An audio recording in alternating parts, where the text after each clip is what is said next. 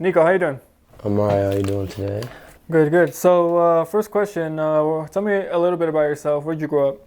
Alright, so I was born here in Arizona. Um, I was living with my mom, my grandma, my tata, my brother, my older sister.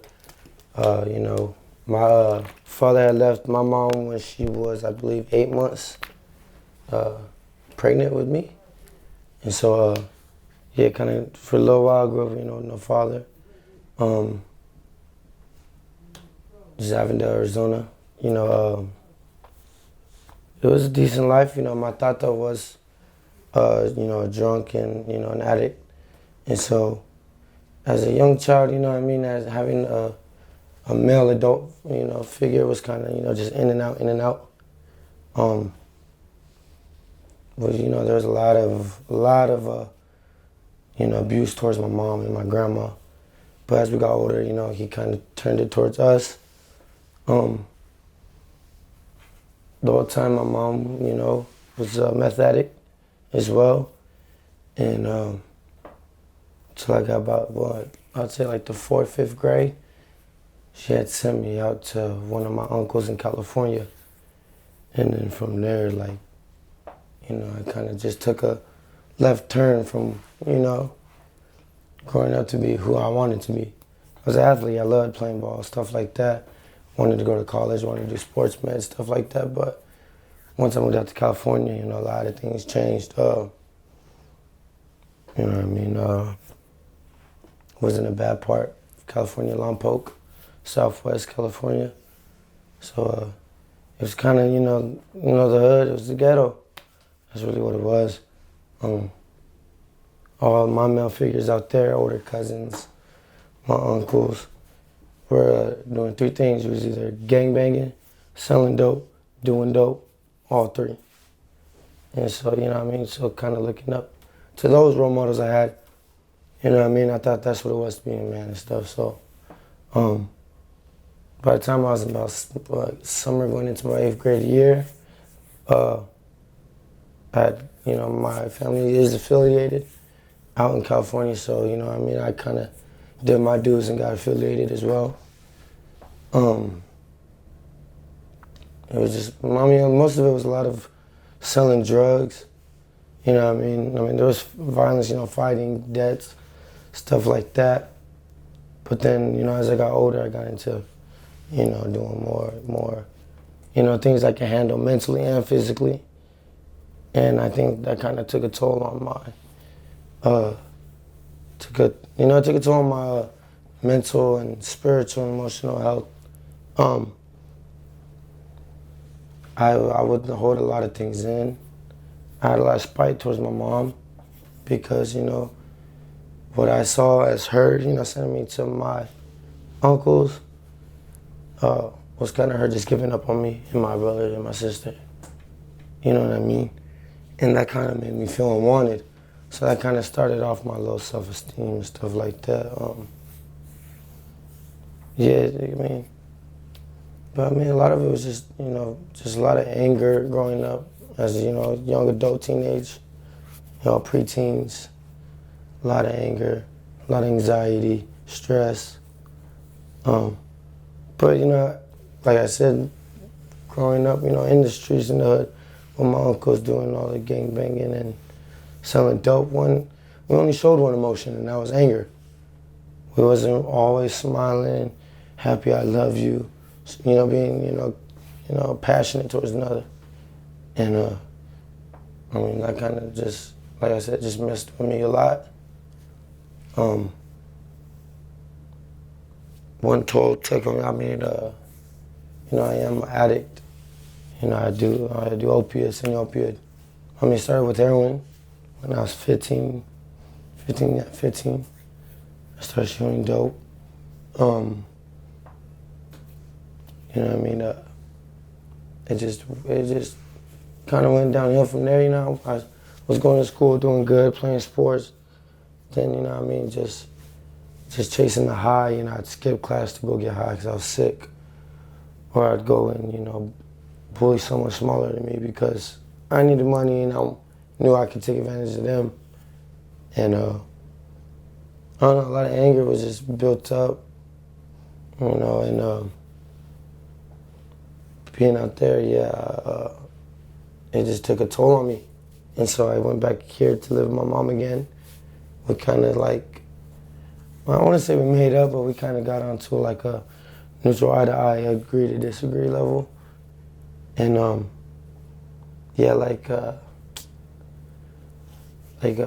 would just, you know, go against everything she said, just because out of spite and anger and just not getting over the fact, well, what I thought was her giving up on me was really her, you know, taking the time to get herself right so she could take care of us, I mean, my brothers and stuff, and my sister. But I didn't realize that.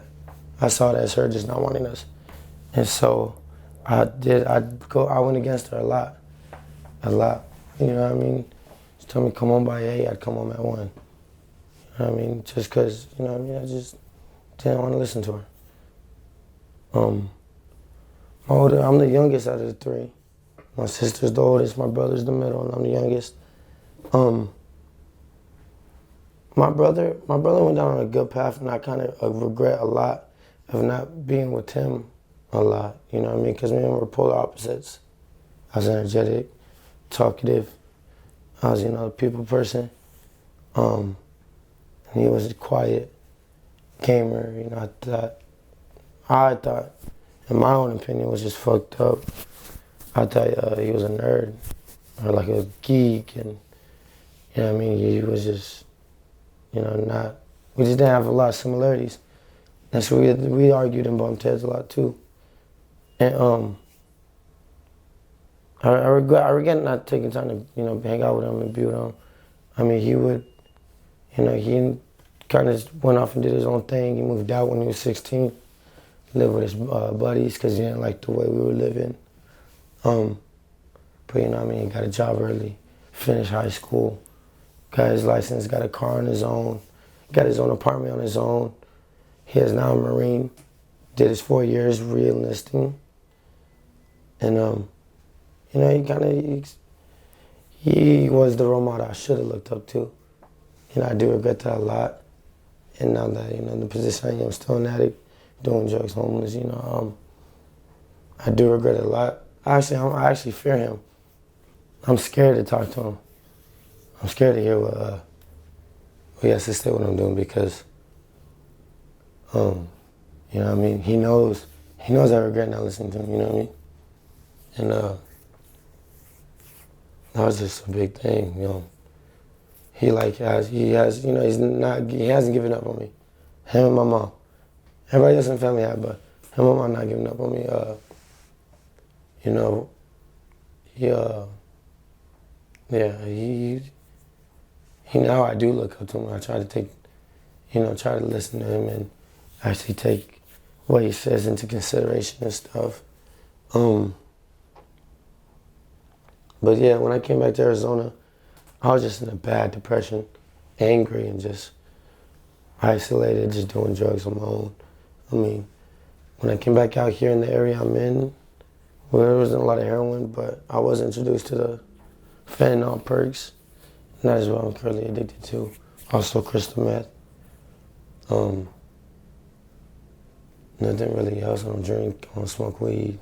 What does crystal do for you? What kind of high, or can you detail that experience? What does it do to the human body? What is it? So like, there's different people. A lot of people react different when they do certain drugs. Like, I know some people will, you know, they'll do it and like they'll just enjoy the high. Like everything's enhanced, I guess you can say. Colors are more brighter. You know what I mean? Everything looks cooler, you know, more, yeah, like I said, enhanced. For me, it was a lot of, it kind of like helped me focus. You know what I mean? Because I have ADHD. You know what I mean? I'll tell you my diagnosis while we're at that. You know, I have ADHD. I am diagnosed with bipolar manic, bipolar depression, severe depression, insomnia, sleep apnea, PTSD, night terrors. And that's just a lot from being in California. You know, a lot of violence, you know, shootouts, You know, a lot of fighting. I've been stabbed 3 times. I got shot. And that's a lot of my PTSD, like, you know what I mean, just having anxiety. I have a lot of anxiety too. I don't like people being behind me.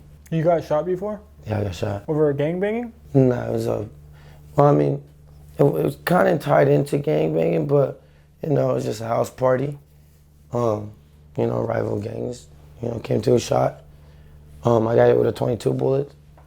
And I kind of looked out because with 22 bullets, when they hit you, they bounce. They ricochet inside your body. So say I got shot on my shoulder, it could come out by my rib right here. Say they hit a bone and it bounces to my rib. You know what I mean? And that's dangerous because I got hit in the shoulder, but it bounced and now it ruptured my lung. You know what I mean? But when I got shot, it came through a window and then it hit me. And I got hit twice right here, one right here in my stomach. And when I was hit, like half the bullet, like the window luckily slowed down the speed and stuff. And when the bullet hit me, half of the bullet was sticking out of me. And I think that because where it hit me on my rib right here, it would have gone straight through into my lung. Yeah, so that, like they said, it could have been fatal. You know what I mean? The blood would have rushed to my lungs, filled up, and I could have suffocated on my own, blood just because all the fluid was going into my lungs and no airflow. And so I looked out, and that kind of kept me on pain meds, and you know what I mean? Because they gave me pain meds for, the healing process. But, I finished it in a week, 2 weeks, and I was back to doing heroin because I needed it because I was in real life serious pain. When I got stabbed in my leg. I got stabbed twice just right above my, private area. And both those times, it wasn't not even a centimeter, went into me. Then the tip barely went into me the first time. And then the second time, I got hit, but it didn't go further in. I just got 3 stitches because when they would go to stab, I just grabbed the arm and slowed down. I jumped back, anything to avoid it. When I got stabbed in my leg, I had wrapped somebody up like this. And I didn't have him at the elbow, I had him above right here. So he just went back, got me in my leg. Yeah. Goodness. And so just with those, and then they give me more painkillers and finish those and, I'm back to doing dope because I'm still in pain. Same thing, you know what I mean? Did it really help you though? Does it help when you do it? It does? Mm-hmm. It's a muscle relaxer, that's what opioids are. Muscle relaxers. And so any type of pain, you know what I mean? Yeah, it would help a lot. It would numb it. But not only though would it numb my physical part, but it also numbed my emotions. When I did my opioids, that was my answer to everything I'd go through. Break up with a girlfriend, go and get high. You know what I mean? Stuff like that. Lost a cousin, lost a friend, due to, overdosing drugs or, killing, shootings, or just illness and stuff like that. High. I'm just being high. My grandma just passed. New Year's Day at 9:08, announced dead. And I still haven't cried about it. That's my grandma, you know what I mean? And it kind of hurts. But it's just because I've been so high, you know what I mean? I just numb it out.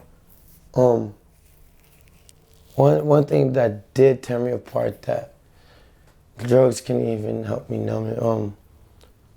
In 2016, I had my son. What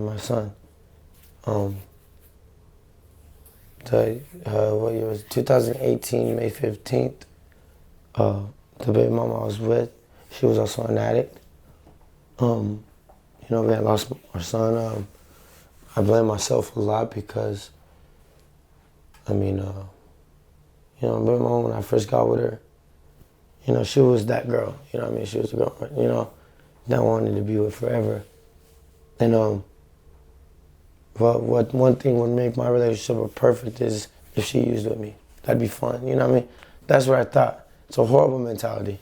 It's a horrible mentality because I'm getting somebody sucked into that dark hole that I wish nobody could fall in. I wish addiction on nobody, because it's hard, and it's sad, and it's lonely, and it's a lot of mixed emotions and no emotions. And so, yeah, she would start off with, every once in a while here and there. And then it turned into where she would do it when I did it. And then the tolerance built up to now where we both sick and we both absolutely need it. And so, 2018 comes, May 15th, we're getting a big argument. She's cheating, I'm cheating. We're fighting, bickering at each other. She's hitting me, I'm hitting back. She decides to leave and to take my son. Well, at this point, she's intoxicated. She's had previous felons with possession of drugs. When she leaves, she buckles my son into the car seat, but the car seat wasn't buckled to the car. And she had gotten in a head collision. And my son had hit the windshield and we had lost him.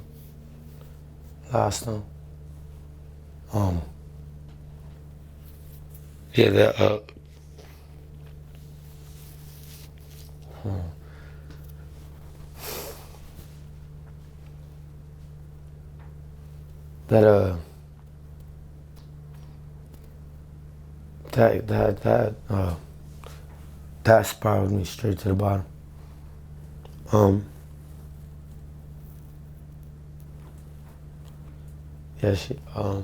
My bad. Oh, you're good, man. That's horrible.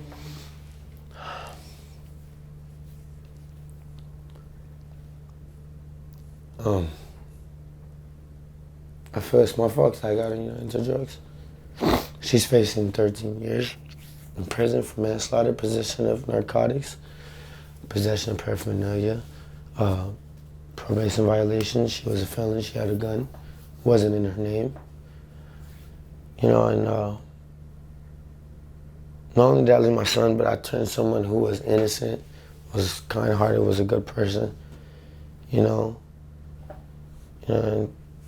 into a drug addict. And that sucks, because I saw life just get sucked right out of her. And that's kind of from my doing. And, And then, I lost literally a part of me. And right there, that right there, it kind of just, I gave up on everything. You know what I mean? It changed my spirituality.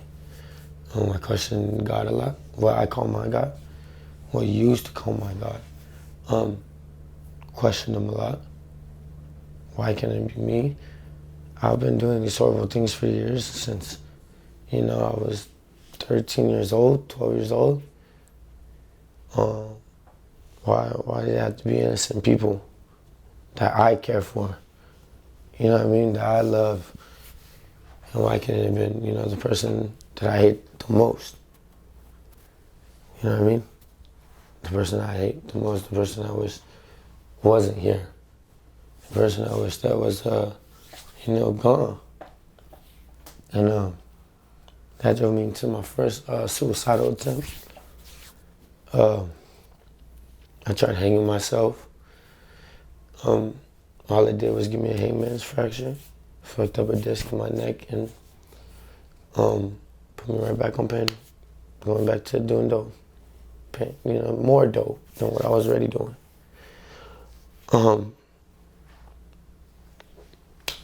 Yeah, it's just, from that day to this day, I go to bed wishing I didn't wake up, and I hate mornings because of the fact that I did wake up.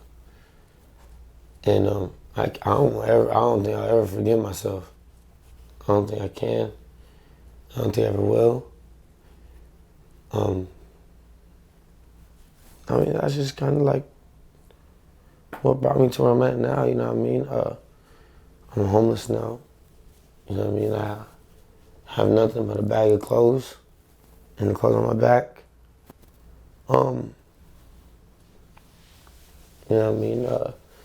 That same year, my son died. My daughter was born later that year in November.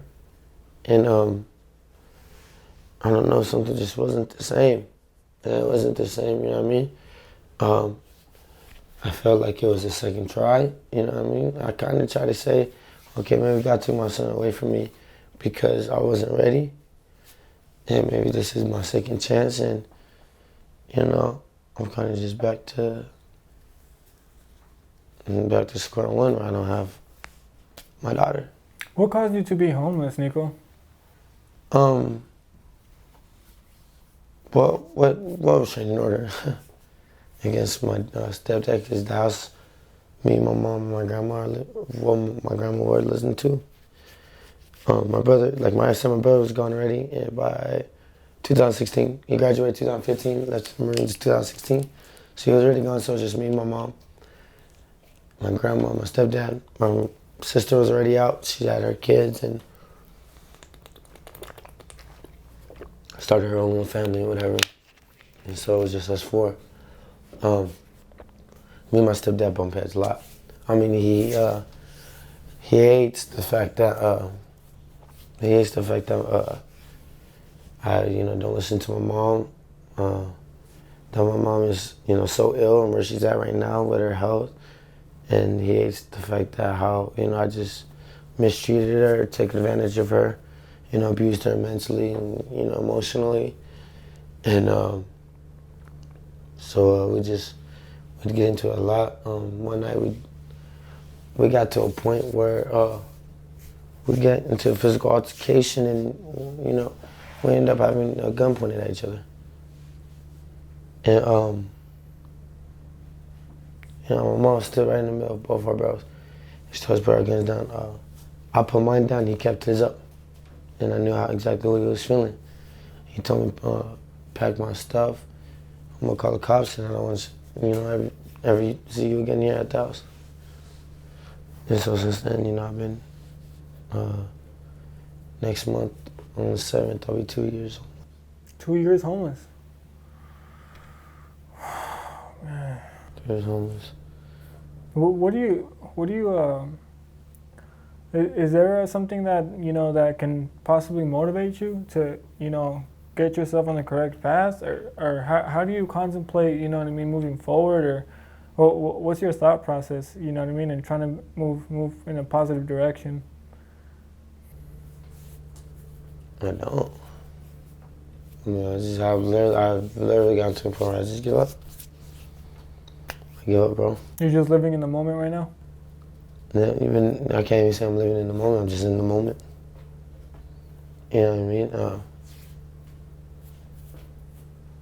Yeah, you know, I'm just an angry being walking around. Is there anybody in your life that in the past that could help uplift you? That you have? Well, you said your brother was a Marine. Is he still in? Yeah, he's in Japan. Goodness, wow. So, well, I'm sure maybe if he were to talk to you, would it enlighten your mind and try to set you on that good path, or how would you translate that? I mean, now, you know, now he gets on me way a lot harder. It's a lot of tough love now. And like, well, I haven't talked to him in a while. But when I was talking to him, when he would, you know, give me that tough love, I just saw it as bashing. I just saw it as him bashing me. You know what I mean? And I wouldn't listen. I just wouldn't listen. And your sister? Oh, she don't talk to me. At all? Nope. She has her own family? Well, yeah, she has her own little, she has, you know, 2 boys, 2 girls. And she has her fiance. And yeah, she don't talk to none of us. She don't talk to my mom, she don't talk to my stepdad, she don't talk to my brother, she don't talk to me. She don't talk to nobody. Have you ever thought about joining possibly the military, or it's just not for you? No, it's not. I mean, I didn't finish high school. Oh, okay. I don't have a GED. Would you want either of those? No. At this moment, not right now? No, I would like to just to say I finished something. just to say I finished off something. Was there a career path you thought about before that you might want to go towards, or you know? Yeah, I did want to do sports medicine, but I'm not gonna do that because I'm not going back to school. The what you said? I'm not going back to school. I mean, I'll go get my GED, but I'm not trying to go to college. I'm not trying. I give up on that. Yeah. I mean, I'd like to become a barber. Oh, that's not a bad You know option. what I mean? I finished my apprenticeship for a tattoo shop to become a tattoo artist. Finished that in August. So, you know, I've done tattoos before. But yeah, I've always wanted to be a barber. Always. So what's stopping you? Is it just the money to pay for the school? Is that all, or do you lack motivation, or is all the motivation there? You know, I like the motivation. I like the self-esteem. Just like everything else, I think I'll, start it and won't finish it. You know what I mean? And so I kind of just don't. I just don't try it. Do you see, like, in a perfect world, do you see yourself cutting hair? Can you see yourself doing that for real? It's a possibility, yeah. I see it as a possibility, but, you know what I mean? If I'm not good at it, I'm just gonna, bash myself. And, that's what I usually do. I'll just bash myself and not want to do it no more. But I know, practice takes, practice makes perfect. But I just need to right now, I just need to change the state of mind I'm in. What can help you do that? It's hard. It's very hard because, I was on psych meds and, I'm not on my meds. And, I don't like using, my mental, health issues as an excuse to not do something, but it is more of a challenge that I do have those, weighing me down as well. You know what I mean? So, somebody who doesn't have the same issues as me might be able to, deal with that type of stress and, or frustrations better than I could. You know what I mean? But, Do you think the influence of drugs right now in the community, do you think that has a big part that's affecting you from lack of motivation? Or you don't like blaming the drugs either from pursuing possibly your barber dreams? Well, I mean,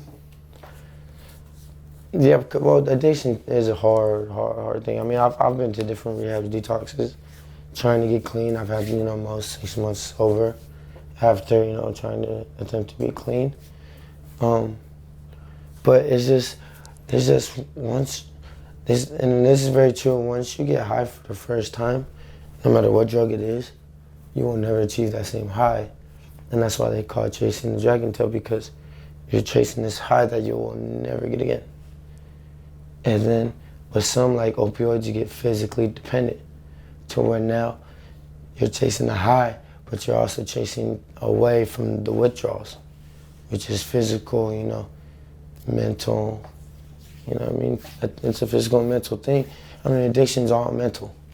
It's all mental no matter what. It's gonna be a mental game, no matter if you're past the addiction, no matter if you're 10 years sober or not.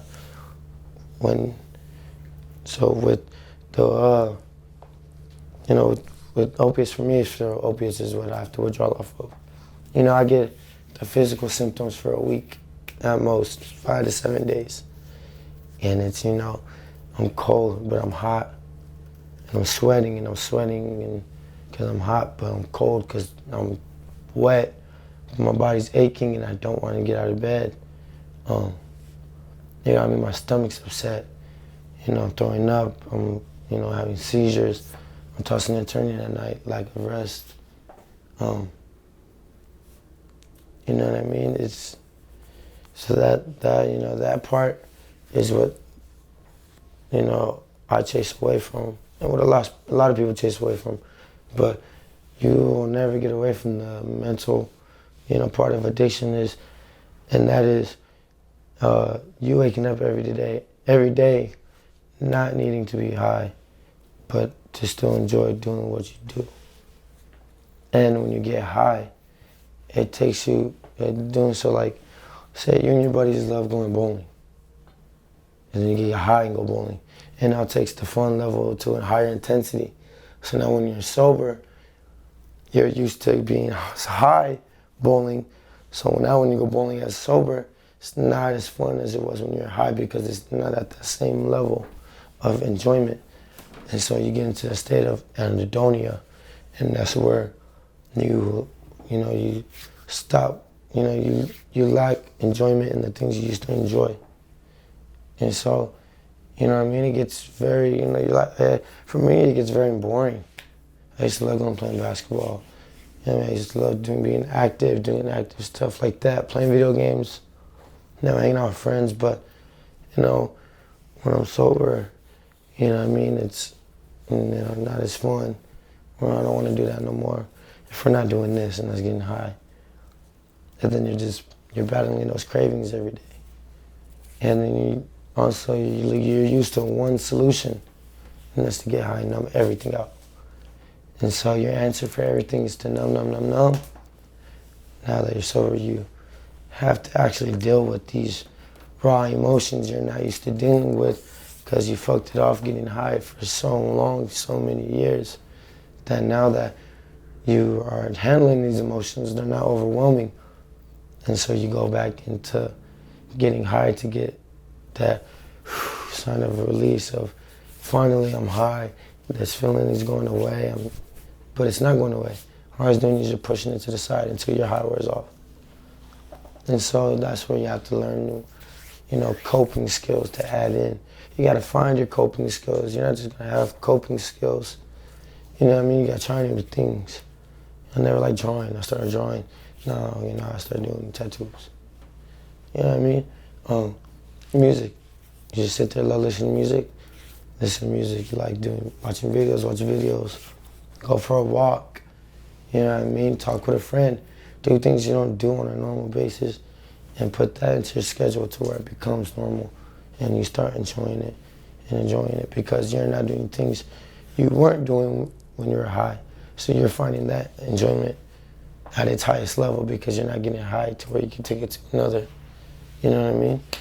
And so, and then a lot of it too is influences.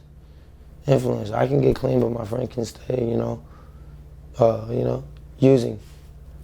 And all it takes is want to hit. And then again, that comes to where you gotta be strong and you gotta say no. I'm good, no, I don't want it. Or you can relapse, yeah, hit me, fuck it. And there's gonna be a lot of those moments where you're gonna say, fuck it. You know what I mean? A lot. Like when I was in the 6 months of being sober, taking care of my daughter. I had moments where I was like, fuck, I can't do this. I'm not gonna be a good dad. I should just go out to using. Fuck it, I'm just gonna use. You know what I mean? And then, you slip up. And then from when I had my 6 months, what led me to relapse was I got to a point where I was like, I can do this once every weekend. You know what I mean? I won't be addicted because I'm not doing it every day. I'm just doing it on occasion. And then that turned into, okay, I'll do it every 2 days, 3 days. And then I'll do it every day, but just once. And then that once, that tolerance builds up. Now I'm doing it that once and getting me high. So now I'm gonna do 2 today, 1 tomorrow, 2 the next day, and then you're just convincing yourself that you got this. You can do this. You can get high once and not fall back to where you were. And now look where I'm back at. Back to square one. Sad, suicidal thoughts, depression, anger, homeless. If you had to give advice to, the younger generation right now that are curious about, drugs and just, decisions that long term, aren't gonna benefit them, what would you say to them? This is advice I wish I had because, like I said, I did have a lot of low self-esteem issues. Don't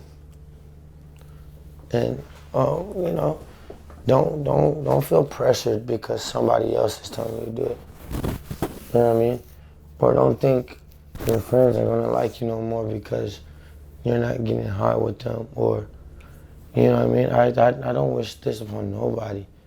It's like it's sad, it's dark, it's isolation, it's more than just getting high and you know your influences. You gotta change your influences. If you're looking up to rappers who talk about drugs, you know what I mean? That's a big influence too. You know what I mean? They're talking about, you know, sipping lean, and now that's what you want to try because they're you know they're making it, they're advertising it as, you know, being high is so good, and it's really, it's not. It's poisoning your body, you know. And just to be a leader, you know. Make your own lane, make your own path. Don't follow what the next person's doing, cause you know what I mean. It's a lot of monkey see, monkey do, and you know, I wish I would have, you know, gone in my own path and, you know what I mean, stayed away from what was in my life. You know what I mean, and just, you know, just be your own person. Don't be like the next guy. All right, Niko. I appreciate you coming and sharing your story. You have what it seems like, great future if you choose to, you know, get on the correct path. The barber thing, you can do it, man. You can do it. I can see you doing it. You know, you're your own best friend and you're your own worst enemy, man. You know what I mean? It's what it seems like, and you just gotta look in the mirror, man. And you know what I mean. And I'm not here to judge you or nothing. It's just I understand, man, somewhat. I can't fully understand because I haven't lived through your shoes, right? But you can do it, man. You know what I mean? And it's not just because I'm saying that. It's not the cheesy thing to say. You can do it, man. You know what I mean? It's just progress one day at a time. You know what I mean? I'm not a saint either. I'm not a perfect person either, man. It's just, I know certain things do limit us sometimes. You know what I mean? And yeah, you definitely have a bright future, and you're very young, man. There is no way you can throw your life away. You know what I mean? I'm not saying that you are right now. It's just you're at a pit stop. You know, that's, you know, and you can do it, man. You're not wrong though. It is hard at times. It is, man, because you having low self-esteem, like you're saying, man. That's one of the worst things, man. Maybe we don't really speak about it much. Men don't speak about these things, you know? They're prideful. It's prideful for it. Exactly, right. Women can discuss these type of things more, but us, man, we're macho. You know, we're too cool, man. So I understand, man. I'm not, you know what I mean? I'm not new to that either. So I wish you luck, man. And I hope, man, that I do see you one day at a barbershop, you know what I mean? Because it doesn't take that. It takes less than a year to finish school, man, if you really wanted to get to it, you know what I mean? And you don't need a diploma or a GED to get a job, and you know what I mean? When you decide to get on that track, you know what I mean? And yeah, man, I understand that your mental health probably is not all the way balanced, you know what I mean? And I know that probably has an effect on it, man, because you can't do anything unless you're right up here first, you know, and I get it, man, like. So again, Niko, I appreciate you coming here, man, and sharing your story. Thank you. No problem.